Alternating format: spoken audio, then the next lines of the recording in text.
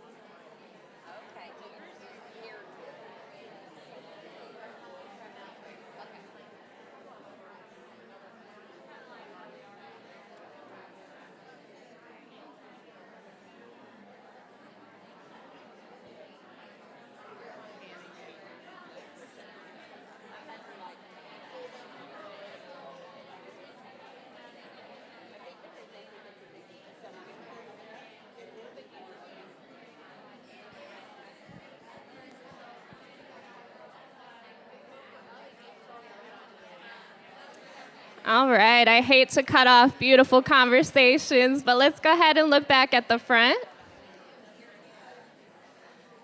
All right, so let's go ahead, and I'll give you guys a second to wrap up.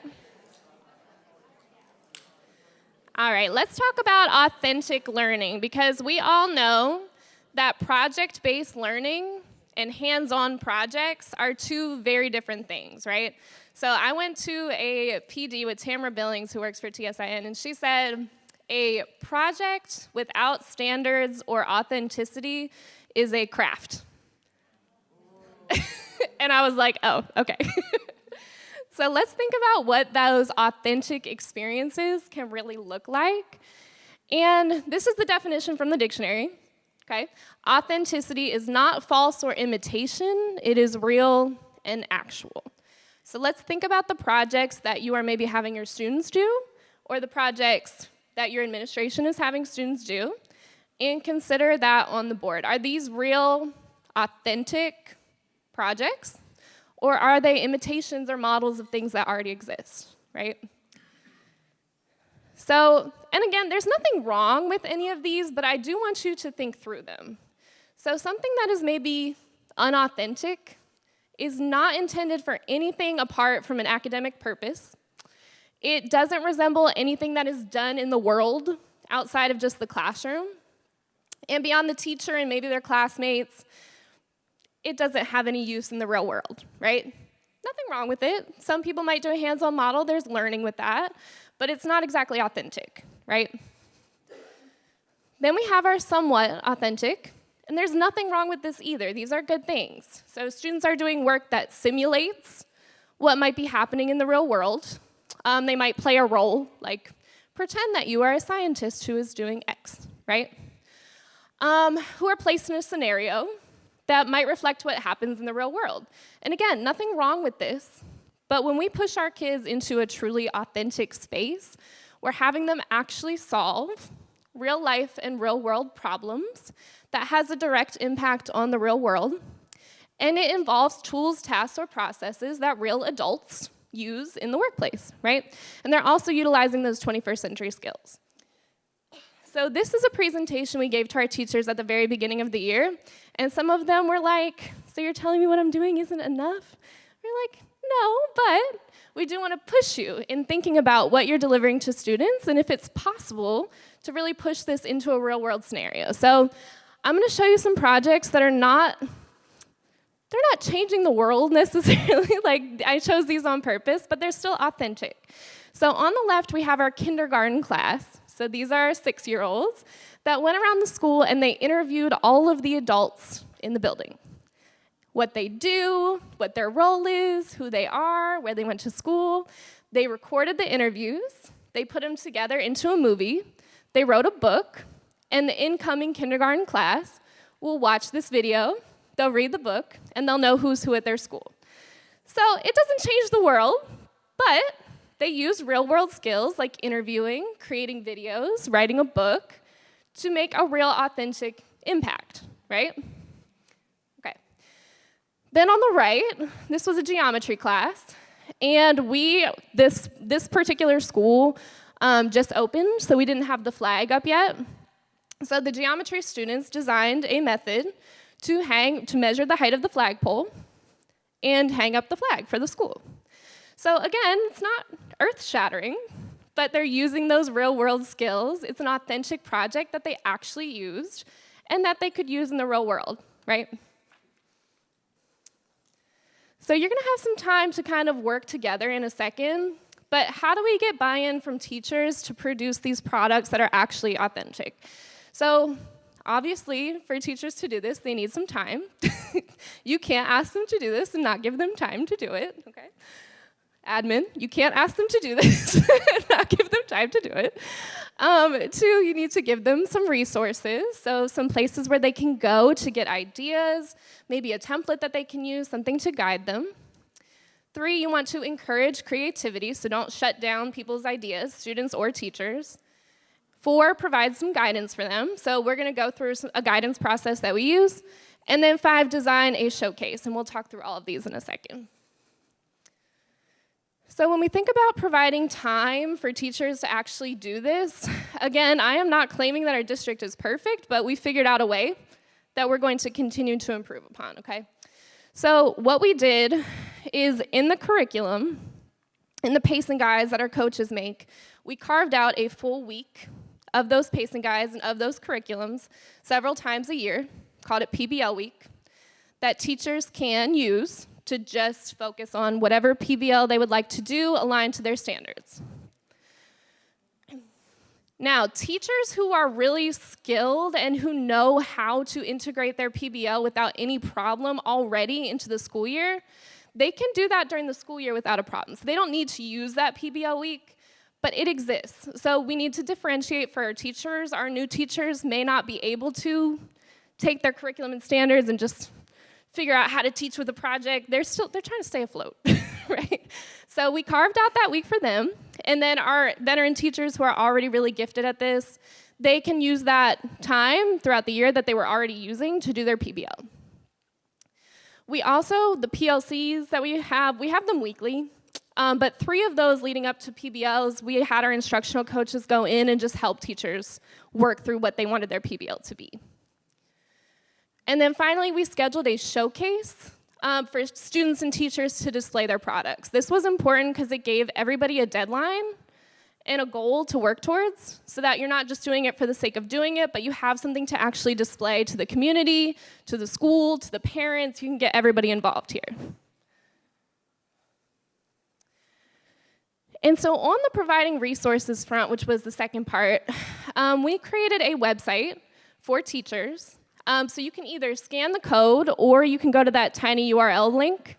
And I want you to take about 8 minutes with the people around you. Just look at the hub, click on all of the links, yours to keep and have, use it, make your own, whatever. But take about 8 minutes and answer those guiding questions with the people around you. If you have any questions, I'll be walking around and you can let me know.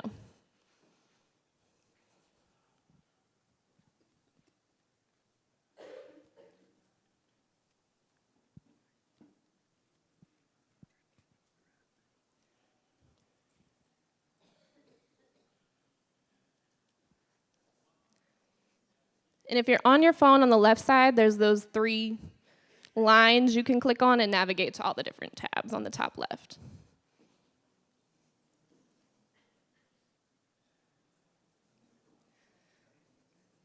All right, I hear some people starting to talk. You got those guiding questions on the right. That's my positive narration.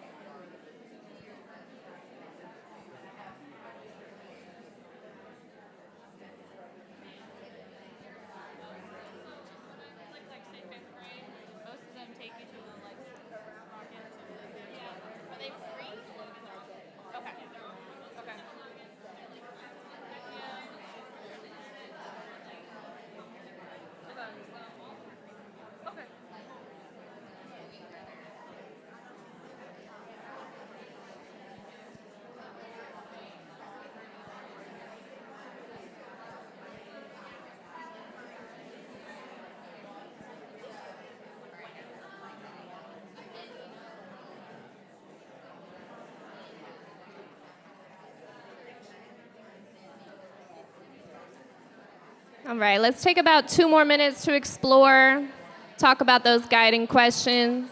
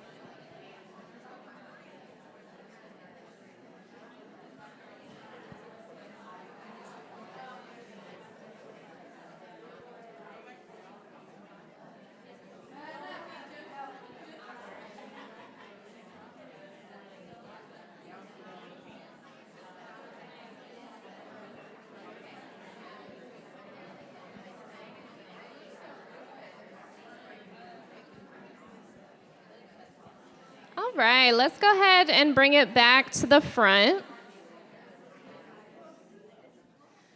Does anybody want to volunteer to answer 1 or 2 of those guiding questions? Either what resources are provided, what barriers does it remove, or what ideas does it bring up for you? Does anybody want to share a thought? I think for us, one of the things that we just noticed just in reference to our school is how structured everything is, how it's there. It takes a lot of the what if questions away, or not what if, but there are lots of guidelines that kind of help send you in the right direction. Yeah, we have 4 schools, so trying to keep everybody on the same page, you have to have some sort of structure. Anybody else want to share a thought?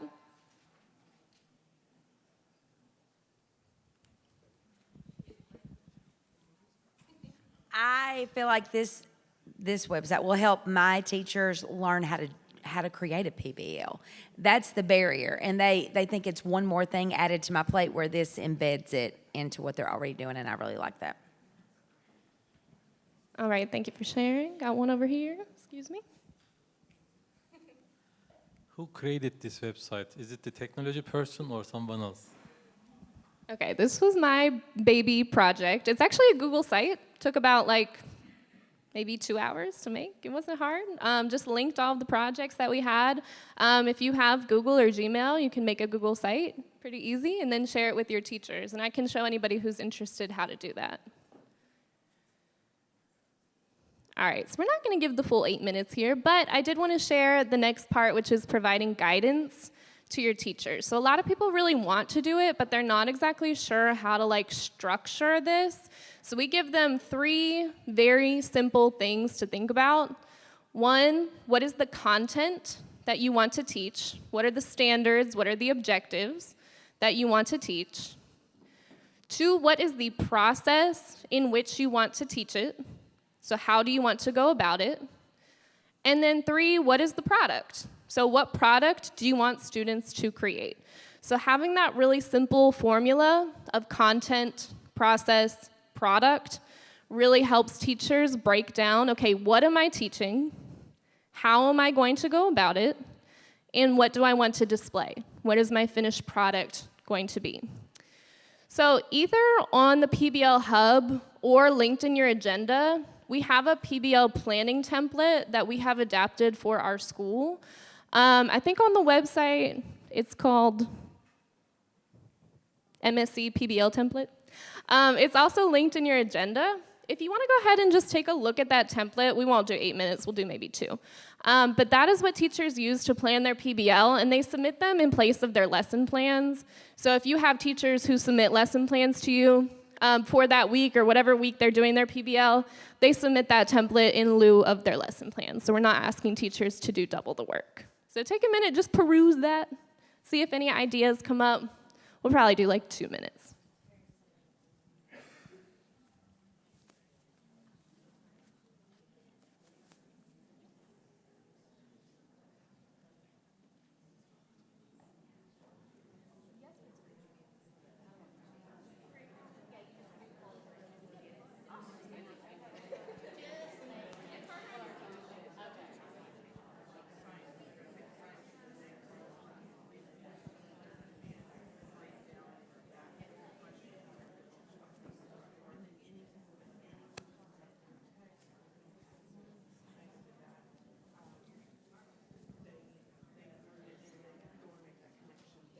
So on that rubric, you'll notice a number of standards. So teachers, if they want to use 3 or 4 standards, or 2 different contents, they can and should. And those Tennessee state standards are linked in there so that they can easily access them, so they don't have to go digging.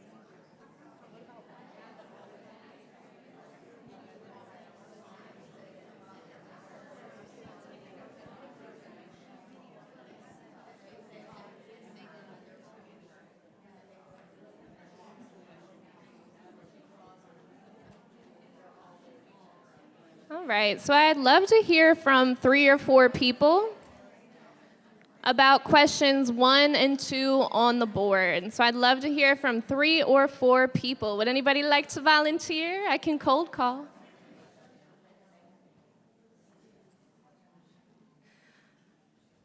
Anybody want to share either number 1 or number 2?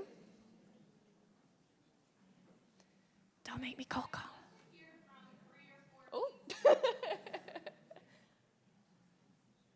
Anybody want to share?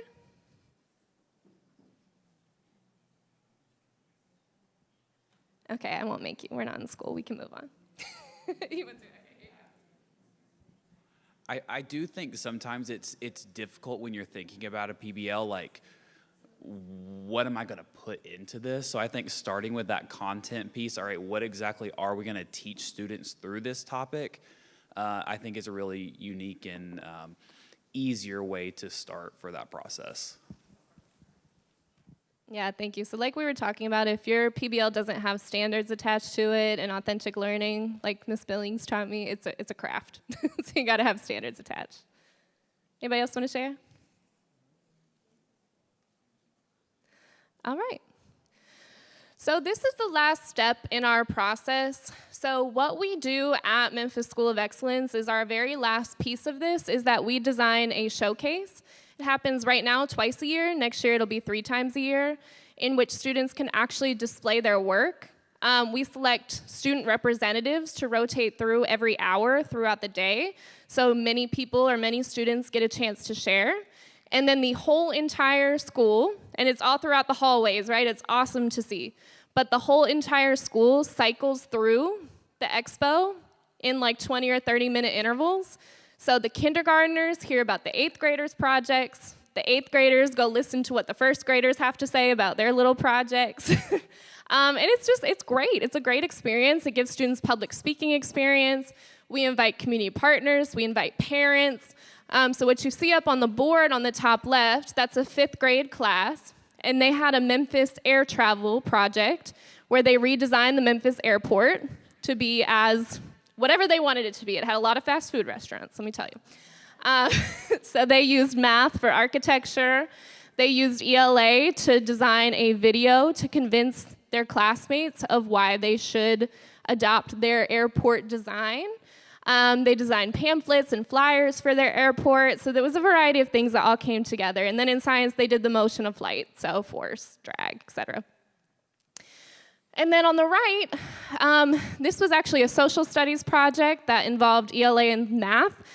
So students made different salsas. They used fractions to measure out the different pieces. They learned about the different cultures around the world and the different types of salsas that they make for geography. And then in science, they talked about the science of acids, bases coming together to make a recipe.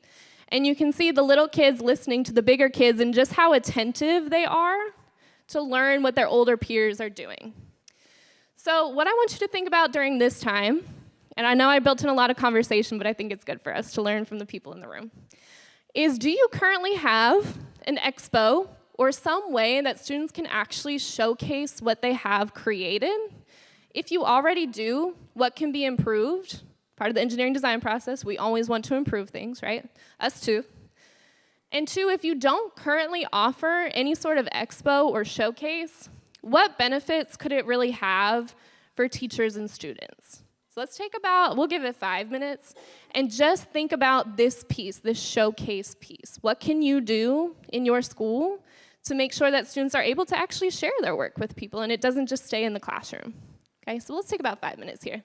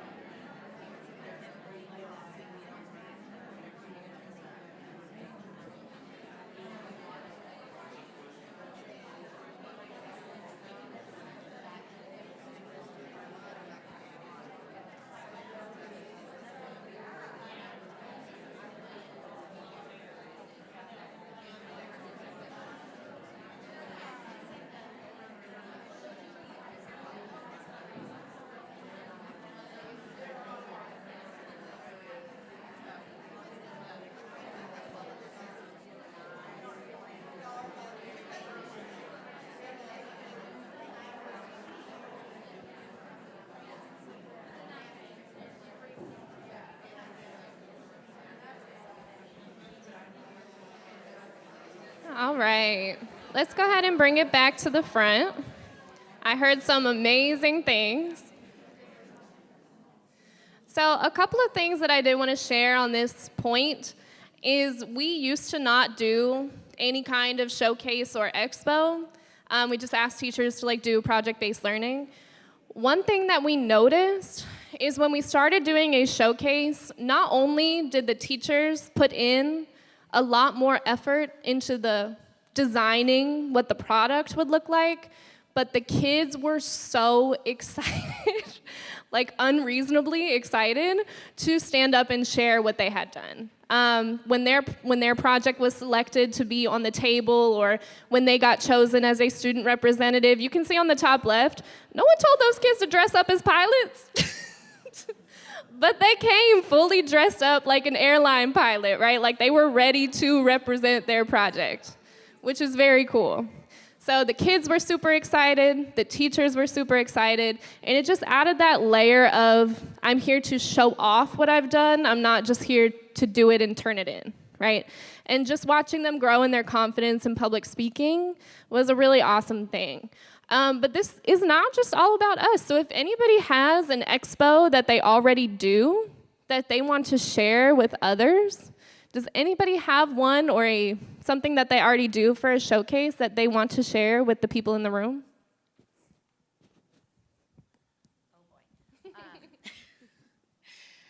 So we have our second graders study animal habitats leading up to a trip to the zoo.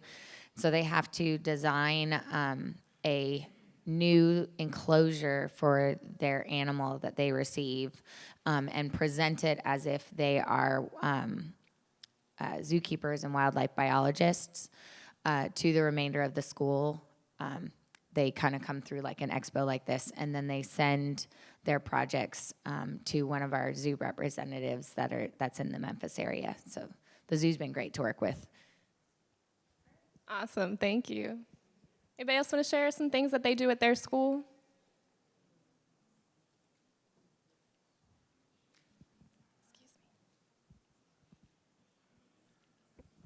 So we have we call it just STEAM night, but we have it in the evenings, and we'll invite community partners. And we've noticed that when we just did where they were presenting their projects, a lot of the middle schoolers would not come unless they had extra credit offered to them. So we decided that we were going to have food trucks and different activities so that even if a middle schooler has a younger sibling, they could be involved with different hands-on STEAM activities, like making catapults or doing math-related games. So that it's more of an experience as a family and it's, more engaging. Awesome, thank you. Yes, I will also do anything for a food truck, similar to a middle schooler. Anybody else have something they want to share? Our 5th, 6th, 7th, and 8th graders did a Genius Hour project, and they actually worked on it all year long. And we even had a group of 8th grade girls that made almost $1,000 selling their shirts that they created in Genius Hour. So we really focused a lot on entrepreneurship and things like that. So we had several, and they're going to continue their business. I bought a shirt, so they got me to buy one, and I'm cheap. So yeah, pretty good. Great. It's hard to get 8th graders to do much of anything, so that's that's great. All right, anybody else? Okay. All right, so this is the last sort of piece or wrap-up is things for you to think about for your individual campus. And hopefully you're taking some time to think about some of these things and apply them to your own campus. But one, what barriers are currently preventing teachers from implementing successful projects? Maybe it's time, maybe it's resources, maybe it's the schedule, whatever it may be for your campus. I want you to think about what barriers are currently in place. And then 2, being STEM, we're solutions-oriented people, what solutions could exist? I'm not saying it has to be one solution, but you probably have a number of solutions that exist that you could think about implementing. And then number 2, what is your ultimate goal for PBL at your school? So what do you really want this to look like for you and your students? So let's take about 2 minutes. I know I'm asking you to talk a lot, but it's good. So take about 2 minutes and think about those questions with people either from your campus or from another one. And then we'll come back together.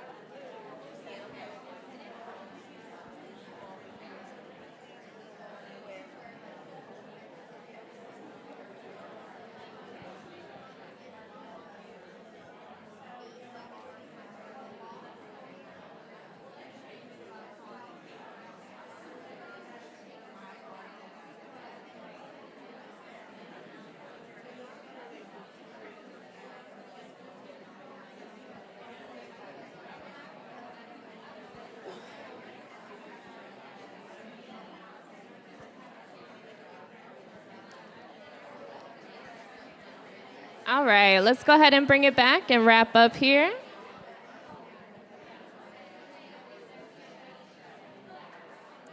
I heard a few people say, which is so real, I know my goal for PBL, I know what I want to do in my classroom, but I don't know what our whole school is trying to do here, right? And that's really common. So that's something you can sit down with your administration with your fellow teachers with, and kind of decide, what do we want this to look like? What is the best possible outcome for students? What will inspire them and make them feel creative and excited to come to school? And decide what that goal is for PBL with your staff, and come up with sort of a school plan. Because even if you're doing it in your one classroom, which is great, if all students are not involved across the entire school and they're only doing PBLs in one class, if that teacher leaves, you know, what happens then? So thinking about some system that you can put in place to make sure that your entire school is on the same page is a really big challenge, but it's something that you can think about and maybe adopt some ideas from today. And then that's really it. I have my email up here. If you have any questions or if you want any resources, you can send me an email. And then if anybody has any questions, have about maybe 4 or 5 minutes if anybody has any questions for me.